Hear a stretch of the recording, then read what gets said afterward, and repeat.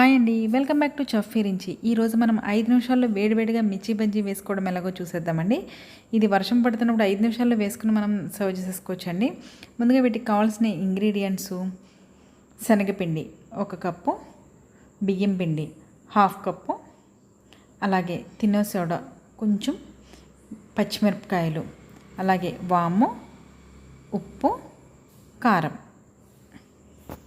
అలాగే డీప్ ఫ్రైకి సరిపడిన ఆయిల్.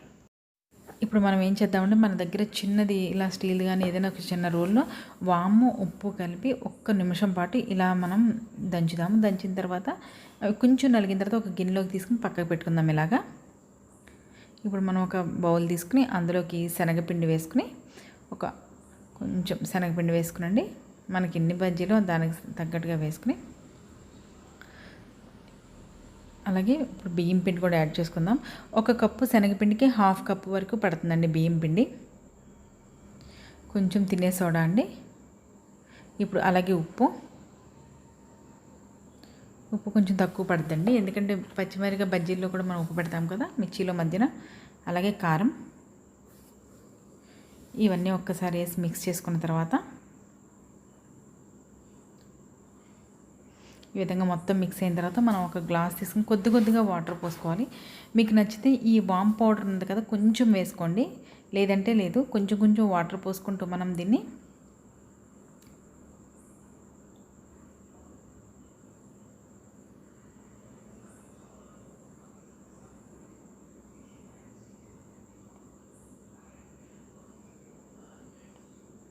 ఇలా ఈ విధంగా మనం మిక్స్ చేసుకుని, కరెక్ట్ ప్యాటర్న్ అంటే ఈ ప్యాటర్న్ వచ్చే వరకు మనం ఇలా మిక్స్ చేసుకుని ఇదిగోండి ఈ విధంగా రావాలి. ఎంతకన్నా పల్చనైనా బజ్జీ అనేది కరెక్ట్గా రాదండి, అలాగే గట్టిగా ఉన్నా కూడా గట్టిగా వస్తుంది. ఇలా కలిపితే ఏంటంటే మనకి బయట తినే బజ్జీలా ఉంటాయండి. ఇప్పుడు పచ్చిమిరపకాయ ఇలా కట్ చేసుకుని, కొంచెం కట్ చేయకపోతే ఏమవుతుందంటే పిండిలో ముంచినప్పుడు మనకి చుక్కల కింద పడుతుందండి. అలా గింజలు తీసేసుకుని మనం సన్నగా కట్ చేసుకుని సన్నగా పొడుగున చేసుకుని ఇలా అన్నీ చేసేసుకున్న తర్వాత మనం ఇప్పుడు మనం వామ్ పౌడర్ రెడీ చేసుకున్నాం కదండి, అది పెట్టేసుకుందాం ఇందులో. ఇలా ఈ విధంగా ఉప్పు వామ్ పౌడర్ వాము కలిపి పెట్టేసుకుందాం ఇందులో. ఉప్పు ఇందులో కొంచెం వేసాం కాబట్టి అండి పిండిలో లైట్గా వేసుకున్నాము. ఇలా ఈ విధంగా మొత్తం అన్నీ పెట్టేసుకుందాం. కంపల్సరీ పచ్చిమిరపకాయ బజ్జీలు వేసినప్పుడు కట్ చేయాలండి, లేదంటే మీకు బజ్జీలు అనేవి చుక్కల కింద ఆయిల్ అంతా అయిపోతాయి. ఇలా ఈ విధంగా మొత్తం అంతా పెట్టేసుకున్న తర్వాత మనం ఇప్పుడు స్టవ్ మీద డీప్ ఫ్రైకి సరిపడగా ఆయిల్ పెట్టుకుందాం. అలాగే పిండిని ఒకసారి ఈ విధంగా మిక్స్ చేసుకుందాం.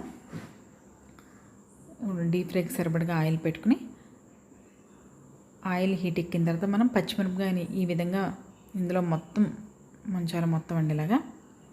ఇలా ఉంచి అలా వేసుకుందామండి. ఇప్పుడు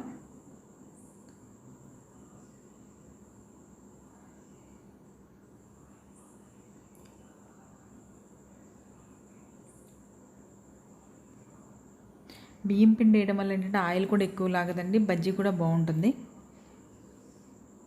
ఈ మిర్చి బజ్జీలు వేడివేడిగా తింటుంటే చాలా బాగుంటుంది. వర్షం పడుతుంటే వేడివేడి మిర్చి బజ్జీ తింటుంటే చాలా టేస్టీగా ఉంటుందండి. అంతే, ఈ విధంగా వేగుతున్న తర్వాత మనం వేసిన వెంటనే వీటిని డిస్టర్బ్ చేయకూడదండి. వేసిన ఒక 2-3 నిమిషాల తర్వాత ఇవి కొంచెం పిండి వేగింది అన్నప్పుడు దీన్ని మనం ఒకసారి ఇలా టర్న్ చేసుకోవాలి.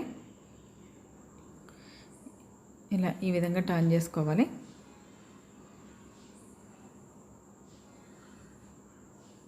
అప్పుడు ఈ బ్యాక్ సైడ్ కూడా బాగా వేగుతుంది. ఈ విధంగా వేగిన తర్వాత మనకి తీసేసుకొని మనం సర్వ్ చేసేసుకోవచ్చు. ఇలాగే ఇప్పుడు మిగతావన్నీ కూడా మనం వేసేసుకుందాం.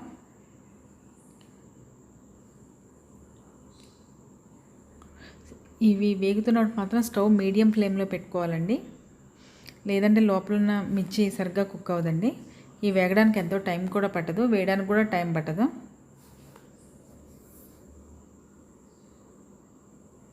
అంతే, ఈ విధంగా తొందరగా కుక్ అయిపోతాయండి. ఇప్పుడు మనం ఇలా కుక్ అయిపోయిన తర్వాత మనం తీసేసుకుని సర్వ్ చేసేసుకోవచ్చు. నోరూరించే మిర్చి బజ్జీ రెడీ అయిపోయిందండి. మీరు కూడా ఈ విధంగా ఒకసారి ట్రై చేసి నాకు కామెంట్ రూపంలో షేర్ చేయండి. అంతే. ఇది బ్యాచిలర్స్ కూడా చాలా ఈజీగా చేసేసుకోవచ్చండి. ఎంతో టేస్టీగా ఉండే మిర్చి బజ్జీ అయితే రెడీ అయిపోయిందండి. మరిన్ని ఈజీ స్నాక్స్ కోసం మన ఛానల్ని సబ్స్క్రైబ్ చేసుకోండి.